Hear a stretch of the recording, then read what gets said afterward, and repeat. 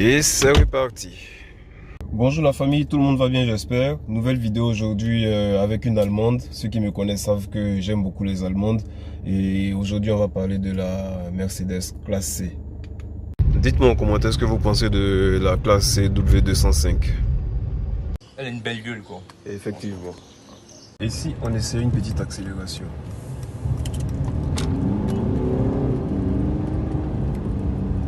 Ouais.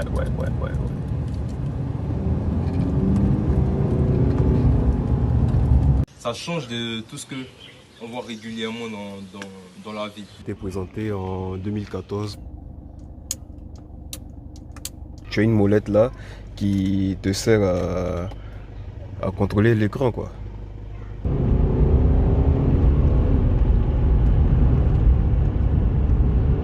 Ouais, ça en jette.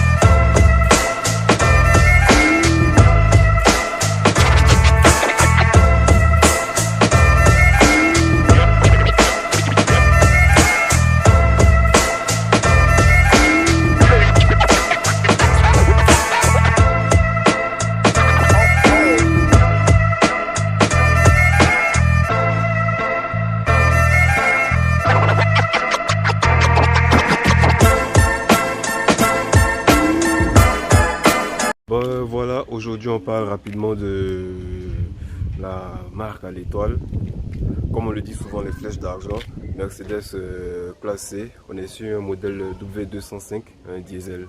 Il faut savoir que la classe C, c'est bon, maintenant elle est classée en tant que familiale premium et surtout ce modèle-là. Mais bon, depuis les années 80, j'ai envie de dire, la classe C ressemble gravement à la classe S. Genre, on le dit souvent, c'est la petite classe S. Il faut savoir aussi que ce modèle était présenté en 2014 au salon de l'auto nord-américain. Et donc c'est à partir de 2014 qu'on a eu ce modèle là. Et bon, tout est parti de là. Maintenant de la face extérieure. En fait là nous sommes sur un pack AMG. On constate une calandre. Là Mercedes a changé carrément la calandre par rapport au modèle précédent. On constate une calandre avec ces deux barres chromées là. Et sur le pack AMG on a ça, j'aime bien ce côté chrome là. Et comme on peut le constater aussi, on a ces grosses prises d'air ici. Mais bon, sur le modèle, il y a des modèles classiques qui ne l'ont pas. Le modèle classique, la calandre est à l'ancienne là. Mais ce qui est beau sur les modèles classiques, tu as la calandre qui s'ouvre dès que tu démarres la voiture. On a des phares LED. Je ne sais pas si ça se voit.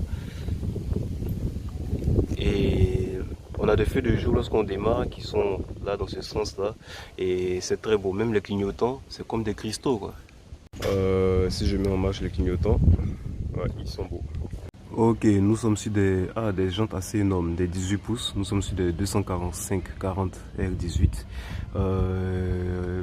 On remarque que on peut le constater, les étriers de frein sont badgés Mercedes, ça c'est bien. Nous avons des disques ventilés et perforés à l'avant, mais à l'arrière des disques ventilés tout simples. À l'arrière nous avons des disques simplement, c'est pas des disques ventilés. Mais bon, des 18 pouces à l'avant comme à l'arrière. Et petit détail pour ceux qui ne savent pas, sur presque toutes les voitures maintenant on a ce petit caoutchouc là. Il s'agit de, en fait c'est des normes européennes depuis quelques années. En fait logiquement la roue ne doit pas dépasser la carrosserie de la voiture. Donc du coup en fait c'est pour éviter les projections de gravillons et tout. Donc on met un petit caoutchouc là et bon ça passe quoi. Bon, on passe à l'intérieur maintenant. Voilà, on va couper la radio. Et déjà pour commencer, on constate que l'intérieur est carrément différent de ses prédécesseurs. Maintenant on a maintenant on a cette console centrale avec les 3 bouches d'aération, typiquement classées maintenant de forme circulaire. Et sur les classes E, on en a 4. On a eu à faire l'essai l'an passé avec 225 moteurs. Et comme vous le constatez, tout est différent de son modèle précédent. Là, on est sur un W205, je précise, c'est un modèle diesel. On peut le constater, on a un volant 3 branches qui est beau, je trouve. Et par contre, on a des modèles qui sont vraiment full option. On a l'inscription Burmaster avec au niveau des audios. Nous avons là les 4 vitres électriques, déverrouillage des portes, réglage des rétros. Là, nous avons tout ce qui concerne la clim, monter le volume, descendre le volume, réglage de la température, direction de la ventilation. Là, on a le menu. Une fois activé, on constate que... Mais bon, tout ça, il faut savoir que tout ce bloc ici concerne que la climatisation. On a ce petit écran qui n'est pas tactile, il faut le préciser. Mais à l'époque, c'était fait carrément exprès par Mercedes. Ok, comme je le disais, on a toute cette console centrale qui concerne la clim. On a ce petit écran de je ne sais combien de pouces, là, 7 pouces je pense, qui indique toutes les manipulations qu'on effectue. Là, je suis en train de toucher la clim, donc ceci c'est affiché. Et on a aussi cette molette centrale. Et petit détail, écoutez, je sais pas si on va entendre.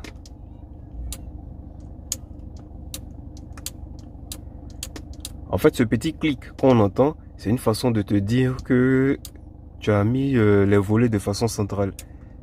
C'est pareil. C'est pareil. Ça a été fait vraiment exprès pour te signaler comment tu diriges ta ventilation. C'est pareil aussi des autres côtés.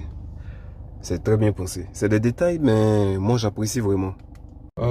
Il faut dire ce que j'apprécie déjà sur cette voiture, c'est son toit ouvrant panoramique qui est vraiment grand, qui prend tout l'habitacle, et même les passagers à l'arrière ils ont une belle vue et ça rend l'habitacle assez beau et aéré aussi. Ça donne un semblant d'aération. N'oublions pas que cette voiture a pour concurrent tout ce qui est BMW série 3, Audi A4. Petit détail que moi j'ai remarqué, j'aime bien, pour ceux qui me connaissent, l'épaisseur des portes. Et par contre, la ceinture de porte est assez petite, si je ne me trompe pas, mais bon, j'apprécie déjà l'épaisseur des portes et je me dis pour une Allemande, tu te sens quand même un peu en sécurité, quoi. Mais j'avoue, depuis que j'ai conduit cette voiture, je me suis dit, je pense qu'elle est plus moderne que ses concurrents Audi A3 et... Pardon, A4, qu'est-ce que je raconte, et BMW série 3. Carrément oublié, n'oublions pas l'arrière de ce véhicule. Comme je le disais, extrêmement classe S, comme on peut le constater. J'avais fait une vidéo précédente avec cette voiture là, mais bon, enfin avec une autre classe W205 où j'avais parlé de cet espace là qui est pour moi typiquement classe S en modèle réduit, quoi. Là, vu que nous sommes sur une version diesel, on ne voit pas les sorties d'échappement. En fait, là, c'est juste fake. En fait, l'échappement réel est ici. J'espère qu'on arrive à voir. Donc, vu que c'est un diesel, l'échappement est vraiment caché, quoi. Voilà un peu à quoi ressemble le coffre. Bah, il est assez profond, pour moi, il fait le taf, quoi. Cependant, ce n'est pas un coffre électrique ou automatique, je ne sais pas comment on l'appelle. Il va falloir faire les efforts avec la main. Et je ne sais pas si ça peut se constater, contrairement à la dernière W205 avec laquelle j'avais fait la vidéo, c'est pas les mêmes feux arrière et j'apprécie vraiment ce design là. J'ai l'impression que ces dernières années, tu vois une signature lumineuse à l'arrière, tu sais automatiquement à quel modèle tu vas faire. Bon, sauf la classe C et la classe S. Et là, tu as ce contour là qui est allumé, il fait chaud donc on n'arrive pas à bien voir. Tu as ce contour là aussi. Bon, là j'ai mis les clignotants en marche. Donc Mercedes fait vraiment bien le taf. fait, voilà à quoi ça ressemble un moteur diesel de chez Mercedes depuis ces dernières années là. Mais bon, comme on le constate, il y a le cache là, donc du coup on ne voit pas grand chose. C'est comme ça maintenant. Que j'ai démarré la voiture, voyez un peu comment les optiques s'affichent. Avec ces clignotants en forme de cristaux là. Je ne sais pas si ça se voit à la caméra.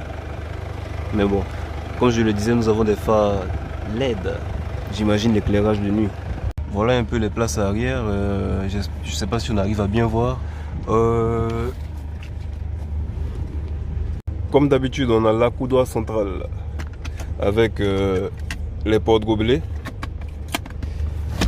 Nous sommes sur modèle intérieur cuir, hein. N'oublions pas ce détail là, ça compte.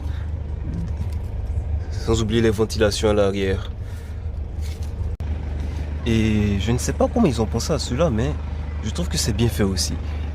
Les surpiqûres là, bon, pour ma part j'aurais apprécié que ça soit d'une autre couleur, mais bon, on n'est pas sur une AMG ou quoi là, donc on va se mettre du côté passager. Hop là. Place de rangement. Regardez ça. J'aime bien cette ouverture. C'était déjà plus. Et hop là. On a assez de bonnes places de rangement. Pour moi, ça compte toujours dans un véhicule, quoi. Tu vois, voilà. Comme je l'avais dit tout à l'heure, l'écran n'est pas tactile, mais tu as une molette là qui te sert à contrôler l'écran, quoi. Molette, on a les différents compartiments, les différents paramètres, débit d'air. Là, je suis en train de toucher la clim là. Donc débit d'air, température, répartition d'air. Tu peux le faire directement là, quoi. Là, on a quoi? Réglage véhicule, Dynamic Select, caméra 360. Vous voyez un peu comment ça s'affiche. Attends un instant, j'ai ouvert la portière. Voilà. Ça, c'est un truc que j'apprécie toujours, la caméra 360. On peut afficher la vue 360 et la vue à 180. Donc là, je reviens. Caméra 360, consommation. Juste pour avoir une idée, bon là il n'y a pas grand chose vu que je suis garé depuis un moment. Et je reviens, notice d'utilisation, on a les paramètres de réglage véhicule, qu'est-ce qu'on a ici. J'apprécie voir le véhicule bouger comme ça. Configuration, confirmation sonore, fermeture de portière, rabattage, tout ce qui concerne en tout cas les paramètres, on n'a pas besoin de toucher l'écran. Tout est déjà sur place ici, avec la petite molette là. Et en même temps, on peut utiliser... là, c'est une sorte d'écran tactile là. Mais c'est difficile pour moi et j'arrive pas à le faire. Donc, par contre, la boîte à gants, ça laisse à désirer. Mais bon, moi je suis habitué à ça depuis quelques années. Depuis quelques années, les boîtes à gants des Allemandes que j'ai connues, c'est carrément n'importe quoi. Mais bon. Mon père me disait, ils ont dit boîte à gants, c'est juste pour mettre le nécessaire. Comme on le constate, on a des commandes au volant, volume et tout. Là, on a aussi un petit ordinateur de bord ici, qui montre d'abord les défauts. Là, on a un petit ordinateur de bord ici. Et commande sur le volant. On a des palettes aussi, n'oublions pas. Et comme on le constate depuis quelques années, Mercedes, il n'y a plus de levier de vitesse au milieu là. Le levier de vitesse, il est carrément là. Là, je descends pour mettre en drive. Je remonte comme ça pour mettre en marche arrière. Et quand j'appuie là, en parking. Et si je descends une fois, je suis en neutre. Bon, technologie Mercedes. Moi, ce que j'apprécie, enfin, est-ce que c'est technologie Mercedes? Non, je pense pas. Mais bon, déjà ce que j'apprécie, ça te fait de l'espace ici. Mais bon, il va falloir s'habituer parce que moi, j'ai toujours l'habitude de poser la main sur le levier de vitesse ici. Mais bon, on a la coudoir centrale, on s'adapte. On va pas trop perdre de temps dans cette vidéo avec ce classé là parce qu'on a déjà eu à faire une vidéo avec une W205 il y a déjà quelques temps. Donc là, ça sera un peu rapide. Voilà un peu comment s'affiche la caméra 360 lorsqu'on passe la marche arrière. Mais bon, les gens doivent être habitués maintenant. Depuis quelques années, il y a pas mal de voitures qui ont cela. Et comme je l'ai dit chaque fois, ils ont vraiment bien fait ce système-là, quoi. Je suis en train de faire les manœuvres pour entrer en marche arrière. Et comme on le constate, on a cette vue 360 là, qui est un semblant de vue aérienne. Là, j'ai deux voitures carrément. Et tu as même les pneus des deux voitures de part et d'autre qui sont vraiment bien dessinés, quoi. J'apprécie cette technologie là. Je viens de constater, contrairement à la précédente W205 avec laquelle j'avais fait la vidéo, on avait les contours de porte en bois. Là, c'est pas du tout le cas. Mais bon, ça montre qu'il y a différentes configurations avec ces voitures là. Petite accélération. Je ne sais pas faire combien du 0 à 100, mais ça en jette. Et comme on a pu le constater, elle a différents modes de conduite. Mode éco, mode confort, mode sport et mode sport plus. Là, c'est tout ici. On a... Si j'active là. Là, je suis au mode sport plus. Mode sport tout court. Mode confort. Et mode éco. Donc comme on peut le constater, on a ce petit ordinateur central là. On a le kilométrage depuis le départ. J'ai effectué 4 km. On a différents indicateurs éco. On a l'autonomie. On a le kilométrage. On a 132 000 km. Et voilà quoi, tu as pas mal de paramètres ici. En tout cas, quoi qu'on dise, la classe C reste un des modèles phares de Mercedes. Et vu que c'est en griffe, comme beaucoup de passionnés de Mercedes le disent, une petite classe S. Et on le constate à travers l'intérieur, l'extérieur. Vraiment, les ressemblances sont vraiment flagrantes. Là, pour le coup, on sent la différence quand même au niveau entre ces différents modes de conduite, entre de Eco jusqu'à Sport Plus. La différence se fait vraiment sentir, quoi. J'adore cette fonction là, mode sport plus, mode sport, mode confort. On a tout qui se met qui s'active, quoi. Bon, je profite pour voir un pote là, j'espère qu'il est là. Ça fait un bail qu'on s'est vu, mais bon, j'espère le trouver au moins cette fois. Voilà, toujours avec la classe C, diesel encore, W205. On a rejoint mon pote de 225 Motor. Salut les amis. Merci de nous avoir reçus. Ben, on est toujours ensemble, c'est la famille. Super. DRK 225, c'est famille. Effectivement. Dis-moi ce que tu penses rapidement de cette voiture là. Ben, j'aime beaucoup l'esthétique. Voilà. J'aime moins l'agrément moteur du diesel, etc. J'ai un véhicule comme ça. Ça aurait été un range, un véhicule plus lourd. Le diesel, le couple, ok, mais sur ça, je pense que les motorisations essence, c'est beaucoup mieux. Mais par contre, j'aime bien le pack. Elle a un pack AMG, donc tu vois. Effectivement. Elle est perforée, tu as la lame à l'avant, tu as un diffuseur à l'arrière. Elle a une belle gueule, quoi. Effectivement. Ça change de tout ce que on voit régulièrement dans la ville. J'ai tendance à avoir des bleus nuits, des noirs, des gris un peu plus métallisés. Ce gris un peu plus anthracite là me plaît bien. Effectivement, la première fois que j'ai vu la voiture, j'ai pensé à ce gris là. Je me suis dit, ah ben ouais, quand même, c'est assez rare, je trouve.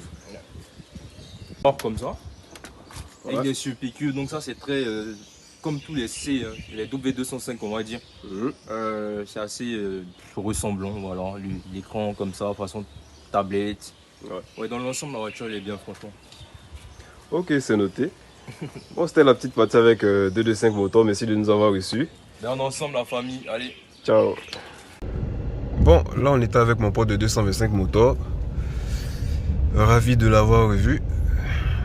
Et bon, on continue dans cette vidéo assez rapide. J'oubliais, elle est assez basse cette voiture là, je ne sais pas si ça se constate. Mais bon, il faudra faire gaffe avec les routes d'Abidjan. Et c'est reparti, on positionne le levier de vitesse en mode drive. Et on avance.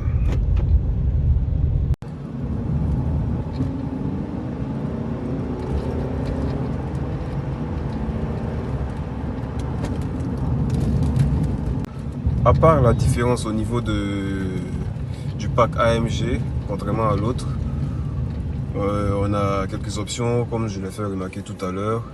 Le reste ça va quoi. Ah, j'oubliais, comment j'ai pu oublier ce détail là. On a aussi, si ça se voit ici, le régulateur et limitateur de vitesse. Là je suis à l'arrêt donc rien ne peut se passer. Bon ben voilà, petite vidéo rapide avec la classe W205 familiale premium de chez Mercedes. Et ce fut une vidéo assez rapide vu qu'on a déjà fait une première avec une C300 W205 le 4 cylindres d'essence. Donc bon ben la famille, merci d'avoir suivi la vidéo. C'était la présentation, en fait pas une présentation, c'est exagéré, un essai rapide, une vidéo assez rapide de la classe C. J'ai voulu faire une vidéo parce que bon, c'est un diesel et qui a le pack AMG différent de la vidéo précédente de la classe C. Donc merci encore et n'hésitez pas à vous abonner.